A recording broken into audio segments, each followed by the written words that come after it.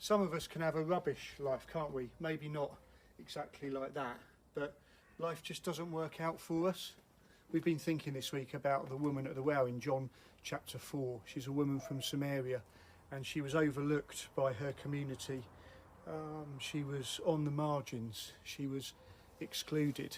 And Jesus, who really shouldn't have gone to Samaria, goes there and asks her at the well if she'll give him something to drink. That stops her in her tracks. You want something from me? But I've been married 5 times. I can imagine her in her brain thinking, and divorced 5 times, and only men could divorce in those days. So why would you want something from me? Her world had really closed in, was like a tight, narrow alleyway, and she'd got so used, I imagine, to looking down that there was no looking up to the clear blue sky. We thought this week about the Gospel according to Flannery, an American novelist who died from lupus at the age of 39. Her dad died of it when he was not too old, and she was in her teens. Lupus in the Latin means wolf. It's this creature that stalks you until the end. When she was 25, she couldn't lift her hands to the typewriter, and so went to the hospital, and they thought, well, she's just got arthritis, but actually she's got lupus. But her mum didn't tell her she'd got lupus, and so for many years she carried on thinking she'd got arthritis while her hair fell out and she became disfigured. Must have been an unsettling and narrow time. And then when she found out she'd got lupus, she thought, I've only got 3 years left. That's all my dad had. But he said she'd only got 5, but she had a lot more than that actually. And she wrote some fabulous books, 2 novels, 32 short stories, a few essays, a brilliant book of her personal prayer journal.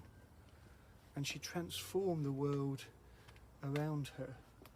She realised she was never going to write everything that she had to write in her life, because she knew she was going to die young. But she didn't allow that to limit her. In our service on Sunday, I was really moved because a lady texted into me and said, I suffer with lupus. The medication's better now and we don't die from it, but it's still a life-debilitating illness. And she went on to say in that text something like this: but I won't let it limit my life. So what is it in your life that narrows, that makes you feel crushed against the tight alleyway of confinement? You might not be the woman at the well. You might not be an American novelist of the 1930s, 40s and 50s who died of lupus at the age of 39. You may not be a lady who's part of our church family who's got lupus now. But what is it that makes you feel confined? Is it your finances? Is it your mental well-being? That actually your head just feels like such a tight space, such a dark alleyway? Is it your emotional situation? Someone you love has spurned you.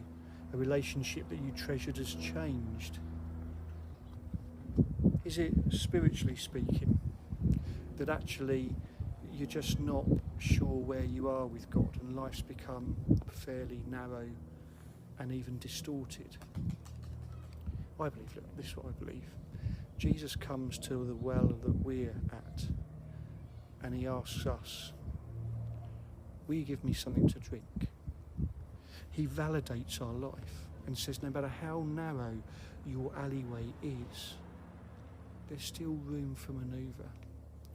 There's still a chance to know my love and to make that love known to others. Look, I know this pandemic's been tough. I felt the alleyway of my life has been quite tight at times. But even in those tight times, Jesus is there. So no matter how rubbish our life is, let's look to Jesus, and maybe we'll see those blue skies ahead of us.